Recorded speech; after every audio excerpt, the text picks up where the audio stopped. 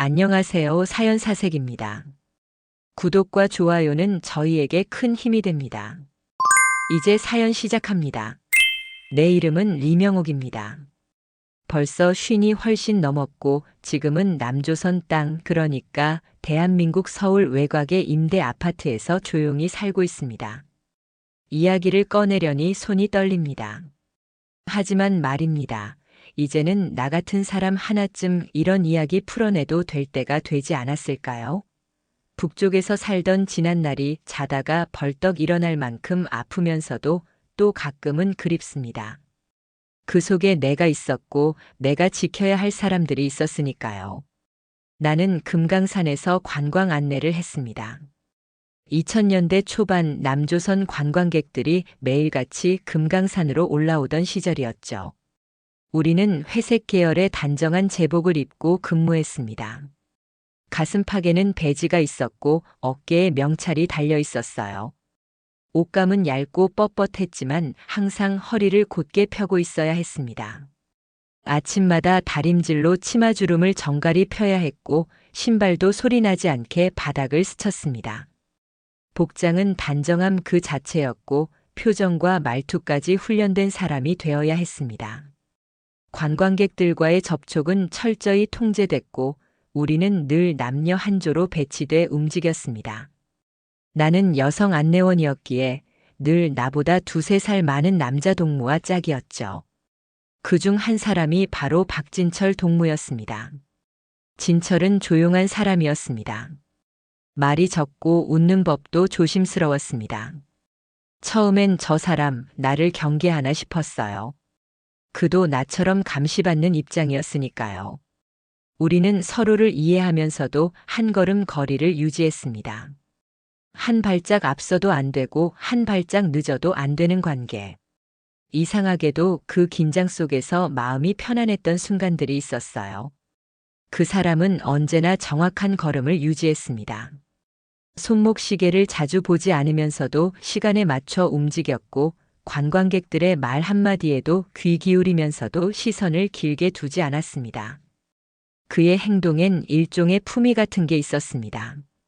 내가 조금이라도 감정적으로 흔들리는 날이면 그는 무언으로 내 속을 읽어내는 사람이었어요. 말없이 함께 서 있는 시간이 가장 따뜻하게 느껴지는 사람. 그게 진철이었습니다. 하루는 만물상을 오르던 중 관광객 중 어떤 아주머니가 나를 유심히 보더니 말했어요. 어머, 안내원 선생 이름이 뭐예요? 명옥입니다. 명옥 우리 언니 이름도 그랬어요. 혹시 흥남에서 태어나신 거 아니에요? 별뜻 없이 반가운 마음의 한 농담이었지만 그 순간 난 심장이 멎는 줄 알았습니다. 흥남이라는 단어. 그건 나에겐 어릴 적부터 조심히 다뤄야 했던 말이었습니다. 할머니께선 종종 흥남에서 헤어진 가족 이야기를 하셨고 그 이야기는 들을 때마다 내 가슴은 먹먹했었습니다. 나 자신은 흥남에서 태어나지 않았지만 할머니께서는 당신 자식을 피난길에서 잃어버려 평생을 죄의식 속에 살아왔고 늘 그리워하다 결국 화병으로 숨을 거두실 때까지 그 이야기를 들었기 때문에 그 지명은 나의 정체성과도 같았습니다. 입 밖에 내지 않아도 마음 깊은 곳에서 늘 꺼내지 못한 채 숨겨왔던 말이었습니다. 그 이름을 남조선 아주머니의 입에서 듣는 순간 나는 그 기억들이 파도처럼 밀려와 숨이 턱 막혔습니다. 나의 과거, 어머니의 고통, 할머니의 눈물까지 전부가 한꺼번에 가슴에 밀려들었습니다. 나는 입가를 굳힌 채 고개를 숙였고 곁에 있던 진철 동무를 곁눈질로 바라보았습니다. 왜냐하면 북한에서는 감정에 치우쳐 일에 지장을 주거나 감정 표현이 지나치면 지도원이나 보위부에게 이상 징후로 여겨질 수 있기 때문에 나는 늘 슬픔도 기쁨도 조심스럽게 숨기고 살아야 했습니다. 우리는 늘 그렇게 살았습니다. 그는 말없이 나를 바라보다 조용히 고개를 돌렸습니다. 그날 이후 그의 눈빛은 분명히 달라졌습니다. 나를 보는 눈에 말 없는 온기가 실려 있었고 그건 동료 이상의 감정이었습니다. 그 눈빛 속에는 무언의 이해와 조심스러운 배려가 담겨 있었습니다. 말하지 않아도 아는 것. 말하면 상처가 터져버릴까봐 침묵하는 것. 그가 내 아픔을 정확히 짚어낸 건 아니었겠지만 그날 이후 나는 처음으로 누군가에게 내 속을 들킨 듯한 위안과 안도를 느꼈습니다. 그게 내겐 위로였습니다. 그토록 무겁게 품어왔던 과거를 말없이 꺼내도 되는 사람. 그가 처음이었습니다. 며칠 뒤 일이었습니다. 관광객들이 하산하고 나면 우리는 둘이 짧은 보고서를 작성하는 시간이 있었어요. 그날도 그런 시간이었습니다. 진철은 조용히 앉아 있었고 나도 묵묵히 펜을 움직였습니다. 그런데 그가 종이컵 아래 무언가를 눌러두고 자리를 떴습니다. 처음엔 별 생각 없이 들춰봤어요. 작은 껌종이 하나가 조심스럽게 돌에 감겨 있었습니다. 종이엔 이렇게 적혀 있었습니다. 사람이 사람을 안다는 건 말이 아니라 마음이요. 조심스럽게 바라만 보오. 나는 그 껌종이를 손에 쥔 채 숨도 못 쉬었습니다. 그건 사랑 고백이 아니었어요. 그건 나도 그대와 같은 마음이라는 조용한 신호였어요. 무언가를 강하게 요구하지도 않고 말로 떠넘기지도 않는 그런 조심스러운 용기. 그날 이후 우리는 말을 하지 않고 마음을 주고받았습니다. 관광객들이 떠난 뒤 바닥에 떨어진 물티슈를 주울 때 진철은 일부러 나보다 반걸음 멀리 움직였습니다. 그건 감시자에게는 아무 의미 없는 거리였지만 나에겐 그 사람이 나를 보호하고 있다는 무언의 동의처럼 느껴졌어요. 하루는 내가 감기에 걸려 힘들어했을 때 그는 점심시간에 아무 말 없이 따뜻한 보온병 하나를 내 책상 옆에 두고 갔습니다. 뚜껑을 열어보니 따뜻한 대추물이었습니다. 그 물의 향이 평생 기억날 것 같습니다. 그건 말이 아닌 마음이었습니다. 그러던 어느 날 진철 동무가 내게 작은 종이 쪼가리 하나를 건넸습니다. 정확히는 주지 않았습니다. 내가 늘 앉는 의자 아래 작은 돌에 감긴 껌종이 안에 넣어두었어요. 그 조각엔 두만강 줄기 위쪽에 작은 붉은 동그라미와 연필로 쓴 숫자 8일, 밤이라는 단어만 적혀 있었습니다. 나는 그걸 며칠이나 가슴에 품고 살았습니다. 불안해서 꺼내보지도 못했고 잠을 잘 때도 품에 쥐고 누웠습니다. 그날 밤 나는 울었습니다. 왜냐고요? 북쪽에서 자란 사람은요, 어느 날 갑자기 탈북하고 싶어서 탈북하는 게 아닙니다. 그건 사는 게 끝났다는 걸 스스로 인정할 때 가능한 일이에요. 며칠 후 진철이 사라졌습니다. 외화벌이로 파견됐다는 말만 남긴 채 그는 금강산에서 자취를 감췄습니다. 나는 알았습니다. 그가 떠났다는 걸요. 세상을 향해 나를 두고 자기 인생을 건너가고 있다는 걸요. 나는 며칠이고 입을 닫았습니다. 보고서도 쓰지 못했고 표정 관리도 되지 않았습니다. 그가 떠난 뒤에도 금강산의 봄은 여전히 화사했고 관광객들은 여전히 웃었습니다. 하지만 나는 그 풍경이 눈에 들어오지 않았습니다. 창밖을 보면 늘 하늘이 먹구름 같았고 내 마음속엔 바람만 불었습니다. 그리고 어느 날이었습니다. 내가 근무하던 숙소 앞 벚나무 가지에 작은 흰 종이 조각 하나가 걸려 있었습니다. 그가 매일 기대있던 나무였지요. 그건 아마도 바람이 가져온 게 아니라 사람이 걸어둔 거였어요. 거기엔 단 2글자. 준비. 그 글자를 본 순간 나는 다시 울었습니다. 그것은 기다리겠다는 말도 오라는 말도 아니었습니다. 하지만 그 짧은 단어 하나에 그 사람의 모든 진심이 담겨 있었습니다. 나는 더는 살고 있지 않았습니다. 그 사람을 통해 알게 되었어요. 살아남는 것과 살아가는 것은 다르다는 걸. 그날 이후 나는 마음속에 어떤 결심을 품게 됐습니다. 아직 북쪽 땅에 남아있는 가족들을 생각하면 가슴이 미어졌고 그들을 두고 간다는 죄책감이 나를 짓눌렀지만 그것보다 더 큰 건 더 이상 이렇게 감정을 숨기며 살아가고 싶지 않다는 간절함이었습니다. 나는 처음으로 자유라는 단어를 내 마음속에 뚜렷하게 새겼고 언젠가 그 길로 나아가겠다는 생각을 하기 시작했습니다. 그리고 나는 떠났습니다. 두만강을 향해, 세상을 향해, 나의 자유를 향해 그 사람과 닿을 수 있는 마지막 가능성을 안고 눈이 내렸습니다. 그해 겨울은 유난히 추웠고 금강산 자락에는 칼바람이 내려와 눈보다 먼저 사람의 가슴을 때렸습니다. 나는 그렇게 금강산을 떠났습니다. 아니, 탈출했습니다. 어느 누구에게도 말하지 못한 채 그저 남은 삶을 위해 내 그림자 하나 데리고 산을 넘었습니다. 그날 밤도 눈이 왔습니다. 그 눈발 사이를 가르며 나는 나무숲 사이 어둠과 침묵의 협곡을 건넜습니다. 정해진 지점까지 도달해야 했고 발자국은 눈 속에 묻혔습니다. 진철 동무가 남겨준 지도의 표식을 따라 걷는 길은 낯설고 멀었습니다. 숨이 턱 끝까지 차올라도 되돌아갈 생각은 단 한 번도 하지 않았습니다. 되돌아가면 다시는 사람답게 살 수 없다는 걸 나는 너무도 잘 알고 있었으니까요. 두만강 언저리에 다다랐을 때는 이미 온몸이 젖고 얼었습니다. 물은 그리 깊지 않았지만 살갗을 베는 듯한 냉기가 사람의 정신까지 얼게 했습니다. 강을 건너는 동안 나는 아무 생각도 하지 않았습니다. 아니, 생각이라는 게 끊어졌다고 해야 할 겁니다. 손이 떨렸고 입술이 붙었습니다. 하지만 나는 움직였습니다. 마지막 힘으로 손가락 하나라도 움직여야 살아있다는 걸 증명할 수 있었으니까요. 건너편 풀숲 너머 어둠 속에서 조용히 손전등 신호가 번쩍였습니다. 그 불빛을 향해 한 걸음 또 한 걸음. 누군가가 내 손을 잡았고 나는 그 순간 비로소 울었습니다. 차가운 물보다 그 손의 온기가 더 낯설었습니다. 북한 땅을 떠나오면서 나는 눈물샘도 얼어붙은 줄 알았는데 그 손 하나에 얼어붙은 감정이 다 녹아내렸습니다. 하지만 강을 넘는 것으로 모든 것이 끝난 건 아니었습니다. 나는 중국 땅에서 다시 도망자의 삶을 시작해야 했습니다. 첫 몇 주는 농촌 마을 외곽에 숨었습니다.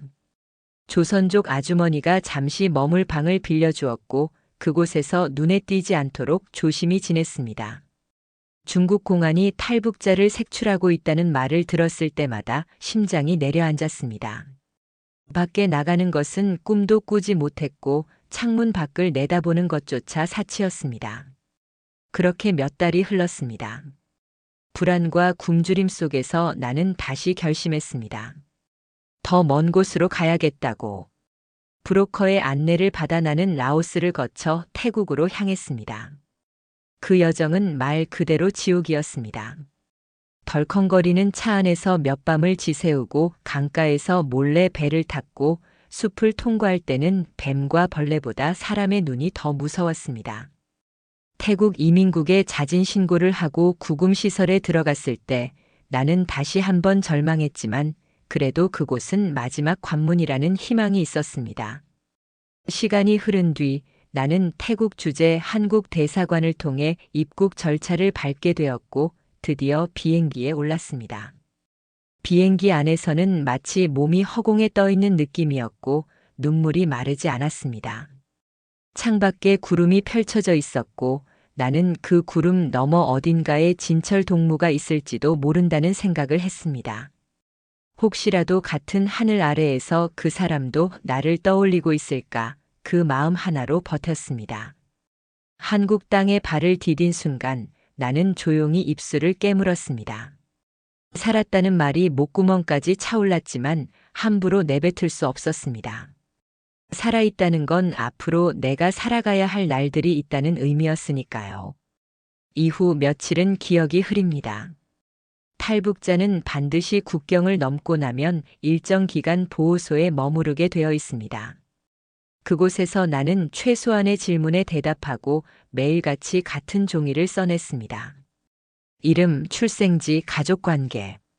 사실이라 해도 믿지 않으면 다시 써야 했습니다. 조서 한 줄 바뀌는 것에 따라 내 앞날이 달라질 수도 있었습니다.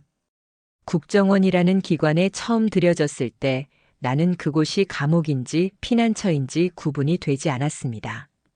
하지만 그곳에서 나는 처음으로 누군가에게 내 이야기를 제대로 해볼 수 있었습니다. 왜 왔습니까? 라는 질문에 나는 멍하니 앉아 있다가 조용히 말했습니다. 살고 싶어서요.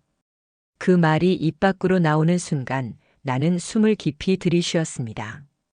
아, 이게 사람 사는 거구나 그렇게 느꼈습니다. 보호기간이 끝나고 나는 중간정착 교육기관인 하나원을 거쳐 서울 외곽의 작은 임대 아파트에 배정받았습니다. 처음 방문한 내 방엔 작은 창 하나가 있었고 창밖엔 도로가 보였습니다. 침대와 가스렌지가 있었고 세탁기에는 아직도 비닐이 덮여 있었어요. 문을 닫고 방 안에 홀로 앉아 있을 때 나는 처음으로 신발을 벗고 바닥에 앉았습니다. 그 바닥이 따뜻하다는 걸 깨닫는데 몇 분이 걸렸습니다. 그렇게 남한에서의 첫날 밤을 맞았습니다.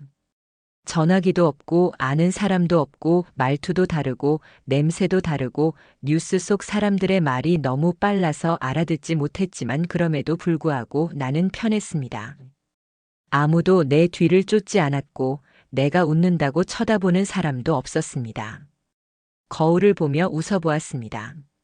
참 오랜만에 본 표정이었습니다. 며칠이 지나고 동사무소에서 연락이 왔습니다. 지역 적응 프로그램이 있으니 참여하라는 안내였습니다. 컴퓨터 배우기, 병원 가는 법, 은행에서 통장 만드는 법 같은 교육이었죠. 처음엔 겁이 났습니다. 또 감시받는 곳일까봐. 또 어딘가로 끌려가는 건 아닐까 싶었어요. 하지만 용기를 내어 그 교육에 참여하기로 했습니다. 그냥 한 번은 믿어보자 싶었습니다. 교육장엔 나 같은 사람들이 있었습니다. 말이 서툴고 눈빛이 조심스럽고 손톱 끝까지 긴장이 묻어나는 사람들이요. 서로 이름도 묻지 않았지만 눈을 마주치면 알 수 있었어요. 저 사람도 나처럼 여기까지 온 거구나. 그리고 그곳에서 나는 다시 진철 동무의 이름을 들었습니다. 임대 아파트 열쇠를 받아든 날, 나는 한참 동안 아파트 단지 입구에서 걸음을 옮기지 못했어요. 너무 낯선 풍경, 너무 조용한 길, 그리고 나 하나를 위한 공간이라는 게 실감이 안 났거든요. 엘리베이터 버튼을 누르는데 손이 자꾸 떨렸습니다. 이렇게 조용한 집, 이렇게 누가 터치하지 않는 삶이 처음이었어요. 방 한 칸, 부엌 한 줄, 창문 하나. 커튼은 얇은 베이지색이었고 바닥엔 따뜻한 장판이 깔려 있었습니다. 나는 첫날 국을 끓였습니다. 된장국이었어요. 처음으로 내 손으로 고른 된장, 내 손으로 썬 파, 내 불 위에서 끓인 물. 파를 썰다가 문득 울음이 터졌습니다. 그게 배고픔 때문인지 외로움 때문인지 아니면 그 사람 생각 때문이었는지는 지금도 잘 모르겠습니다. 하루하루가 낯설었습니다. 텔레비전 채널은 너무 많았고 버스 노선은 이해하기 어려웠고 가로수는 너무 자유롭게 자라 있었어요. 사람들은 웃고 있었지만 그 웃음이 왜 그렇게 무서웠는지. 나는 길을 걸어가다가도 자주 뒤를 돌아봤습니다. 누가 날 보고 있는 것 같았거든요. 그건 내 몸에 밴 감시의 습관이었고 그걸 떨쳐내는 데는 시간이 많이 걸렸습니다. 그러던 중 동사무소에서 연락이 왔어요. 탈북민 대상의 정착교육 프로그램이 있다고 하더군요. 기초 컴퓨터 교육부터 사회보장제도, 응급처치, 금융이해 교육까지 다양하게 배울 수 있어요. 솔직히 처음엔 겁이 났습니다. 다시 어디 소속된다는 게, 다시 누군가의 눈에 든다는 게 두려웠거든요. 하지만 마음 한켠엔 그렇게라도 사람을 만나고 싶다는 생각이 있었습니다. 그렇게 시작된 교육 프로그램. 나는 조용히 앉아 강사의 말을 들었고 쉬는 시간엔 늘 혼자 창가에 앉아 있었습니다. 그날도 마찬가지였어요. 그런데 바로 그날 내 옆 테이블에 앉아 있던 한 탈북민 남성이 이런 말을 꺼냈습니다. 우리 고향에서 같이 나온 사람 중에 진철이라는 형이 있었어요. 원래 금강산 쪽에서 일했는데 진짜 조용하고 사람이 참 마음이 깊었죠. 그 순간 내 귀에서 무슨 소리가 울린 것 같았습니다. 진철 박진철 동무. 나는 입술을 달달 떨며 조심스럽게 되물었어요. 그분 혹시 박진철이라고 했나요? 금강산에서 외국 관광객 통역 맡던 분 맞아요? 그 남성이 놀란 듯 나를 바라봤습니다. 네, 맞아요. 금강산 쪽 분 맞아요. 근데 그걸 어떻게? 나는 숨을 들이쉬었습니다. 심장이 터질 듯 뛰었어요. 그분 예전에 나와 같은 조에서 일했어요. 아주 가까운 사람이었어요. 혹시 그분 지금 어디에 있는지 아세요? 그 남성은 며칠 뒤 연락처 하나를 내게 적어줬습니다. 직접 전화하긴 어려우실 테니 문자라도 넣어보세요. 조심스럽게 아주 천천히 얘기해 주었다. 나는 그 번호를 받아든 순간 손에 땀이 차오르는 걸 느꼈습니다. 내가 그 사람을 다시 만날 수 있을 거란 기대는 오래전에 버렸는데 세상은 이렇게 다시 실을 감아 우리를 이어놓는 것 같더군요.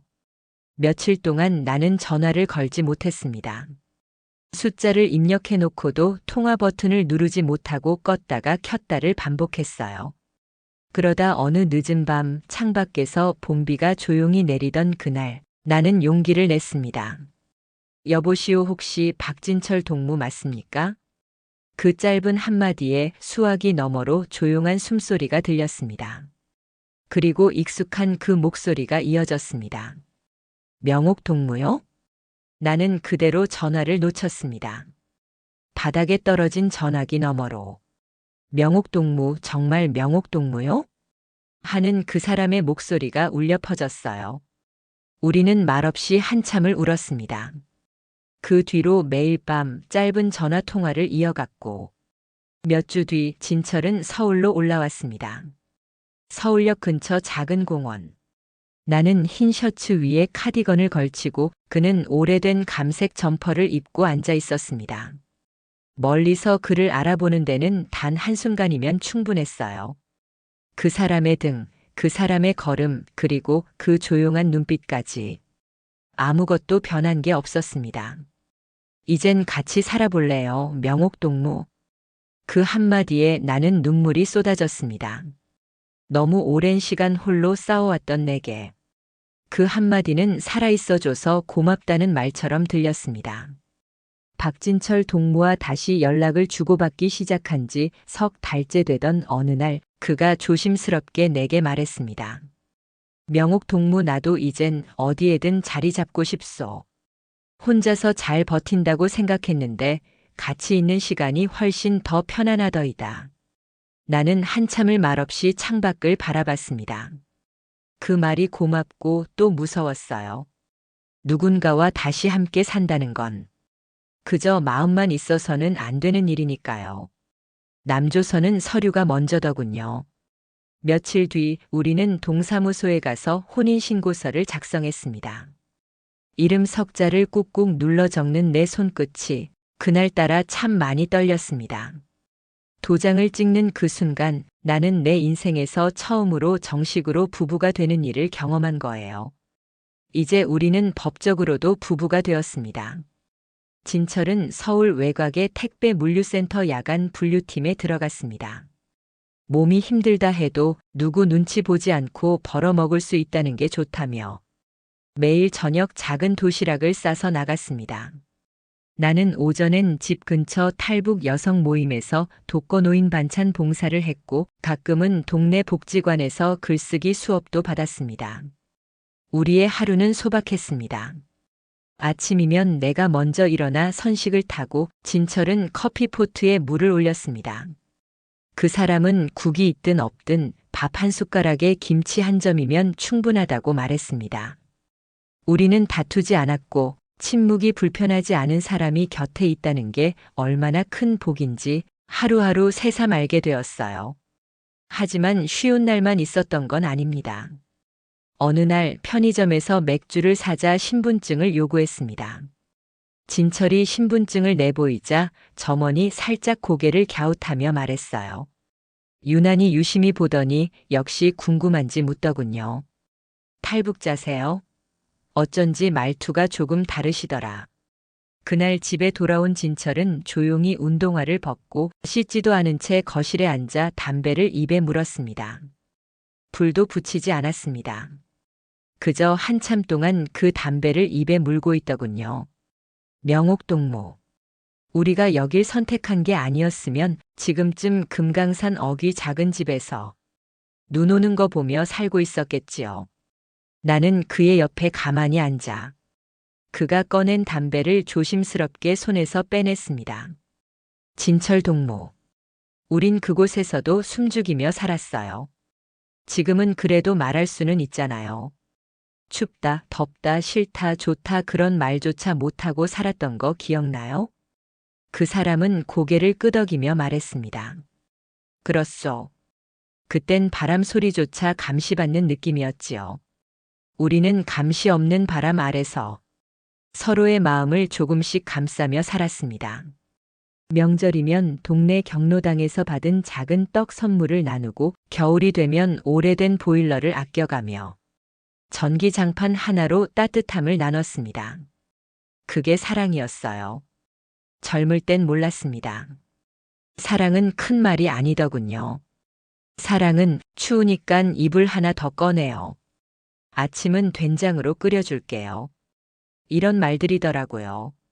정부에서 배정해준 임대 아파트는 크진 않았지만 누구 눈치 안 보고 두 다리 쭉 뻗고 잘 수 있는 집이었습니다. 낮엔 햇살이 조용히 바닥을 덮었고 밤이면 창문 틈 사이로 도시 불빛이 은은하게 들어왔어요. 우린 그 불빛 아래서 전기포트를 올리고 따뜻한 물에 차 한 잔 마시며 하루를 마무리했습니다. 내 두 손으로 마트 장바구니를 하나씩 채워갈 수 있다는 것, 그게 얼마나 벅찬 일인지 이제야 알 것 같았습니다.